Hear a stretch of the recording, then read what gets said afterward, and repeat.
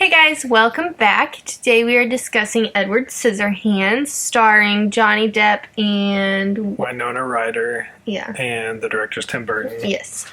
Honestly, going into it, I've seen it before a couple times. Same. I feel like everybody's seen it. It's a classic, yeah. Yeah, but I don't think I saw it.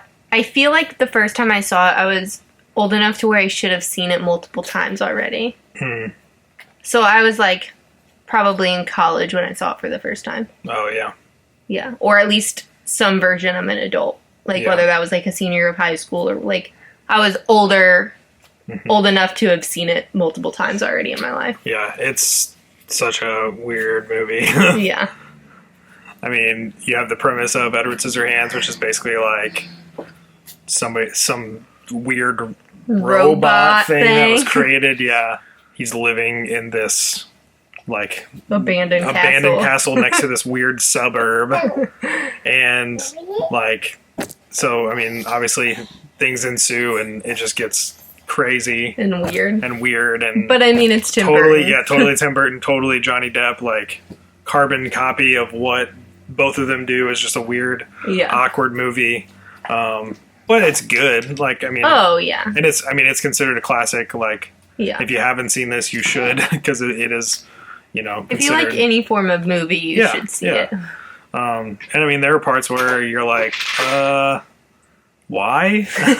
But then there are parts where, you feel for the characters and all that kind of stuff, and you feel bad for Edward Scissorhands, with some of the things that happen to him. I mean, there are a couple of scenes where there's a little blood. Things like that. There's a lot more, like, sexual things that I forgot about. Like, it is a very, like, I don't think if we would show, like, a 7-year-old, they would pick up on everything. No.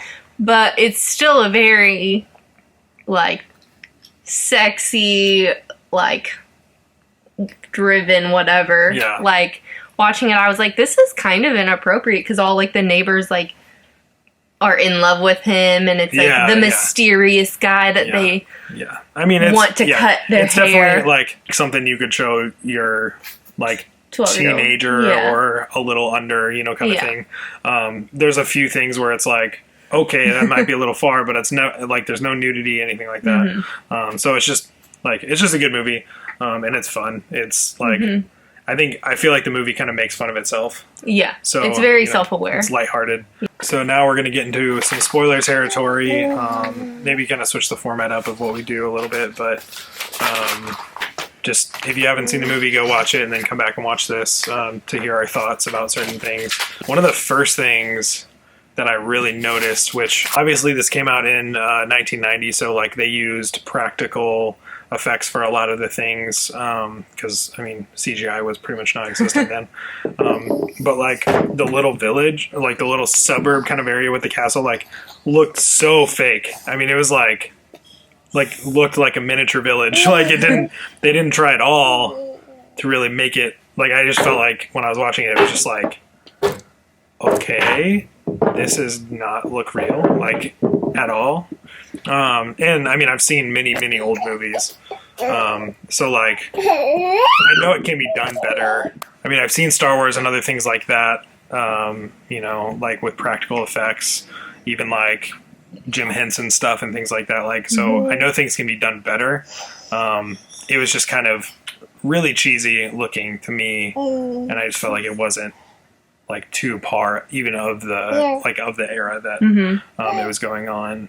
The costuming was really colorful, I felt like, and really, I feel like, I don't know my eras well, but I would put it maybe 50s or 60s. Like, it had that sort of vibe to me. That suburban lifestyle. Yeah. Yeah, I mean, the clothing they were wearing and stuff.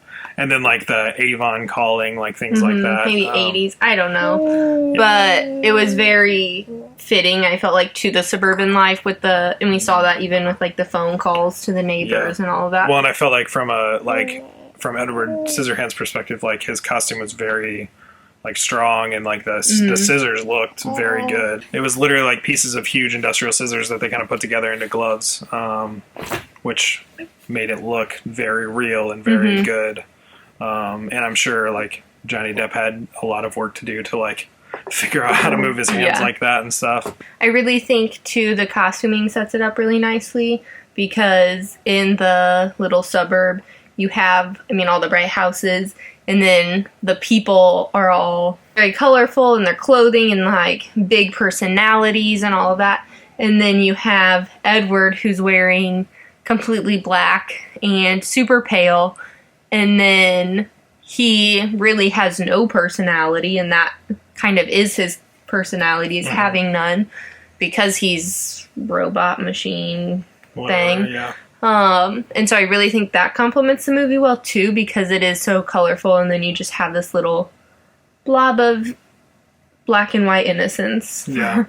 Well, and it's almost like you feel like it's like one of those movies where like all of a sudden he's gonna like turn to color, kind of thing, where it's like, oh, now he's happy now and his house is all green and stuff. Yeah. Which, you do kind of get at the end. You get the flowers and like all that kind of stuff that he grows, but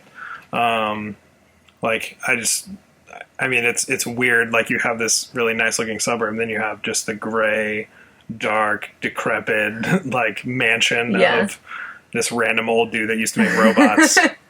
Oh, and like robots that were making cookies, it was like, what? And then like, it's really sad too, because you have his owner die. And we don't really know. Yeah, we don't know how old he is either. So it's like almost like he's just been a kid, like just hanging out there. And then, you have the point where she comes with the Avon stuff and finds him and takes him back. And then that's where, everything kind of starts to happen.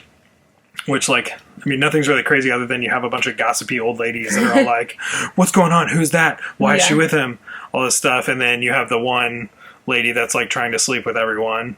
Just like, it's like, calm down. One of the funnier scenes is when basically he's sleeping in the bed, the daughter comes home, and she, like, sees him in the mirror and screams and freaks out. And he's on the waterbed. Yeah, and so then he pokes holes in the waterbed and there's water spitting out everywhere. I forgot it was as sad as it was, too, because, really the film is through his perspective of, like, all of these crazy people, and he's just along for the ride and taking in everything of the town and stuff, and you're kind of doing the same thing because it is such a familiar suburb, like, type of story, but it's, like, way to the extreme side of things that you're like, I get it, I'm here, but you're still trying to take in everything. You would assume, like you said earlier, that it would be a happy ending of like, oh, he turns into color and is one of the suburban people and moves on with his life. Maybe all those people do know somebody that could help him out,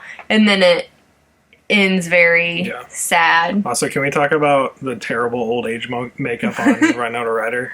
Like, the first time I saw that, I was like, wow, that just looks bad. And then I was like, that can't be an old lady. And then it was just like, oh, it's Winona Ryder in old age makeup. And, sure, again, 90s, still not great looking. We can talk about that kind of stuff, like, it's just bad. So you have, like, all the beautiful, like, bushes and stuff, which I'm sure, like, somebody had to sculpt, which is kind of crazy. And just all the things he can do with his, where he's giving, like, the haircuts and, like, all that kind of stuff, and wants to open a salon, which is where you see, the most inappropriate scene of, like, this show other than blood. But, and then, so then you have the ending, like,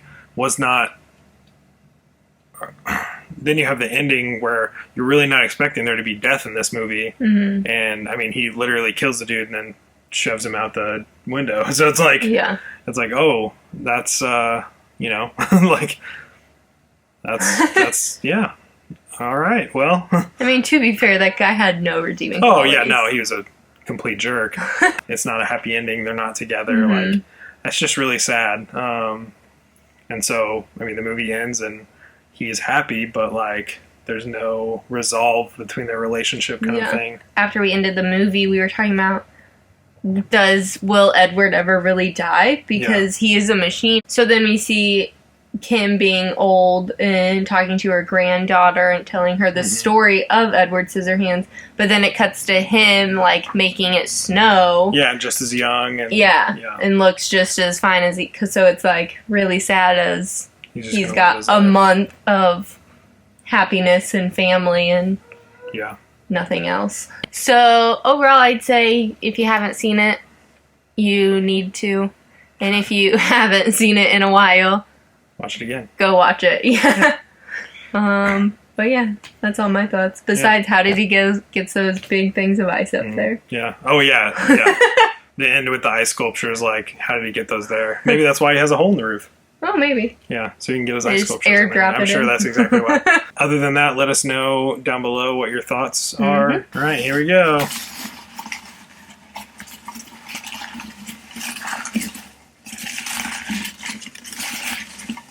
Sorry, I'm trying to mix it up. The Emperor's New Groove, another kids movie. Sweet. I haven't seen this movie in forever. Well, and isn't there more? Yeah, there's Kronk's New Groove too. So we're gonna watch those two. Yes. All right, so be looking forward to the Emperor's New Groove and Kronk's New Groove. That video should be out on Monday and Wednesday of next week. Yep. So if you like this video, make sure to like and subscribe, and we'll see you guys next week. Bye. Yep. See ya.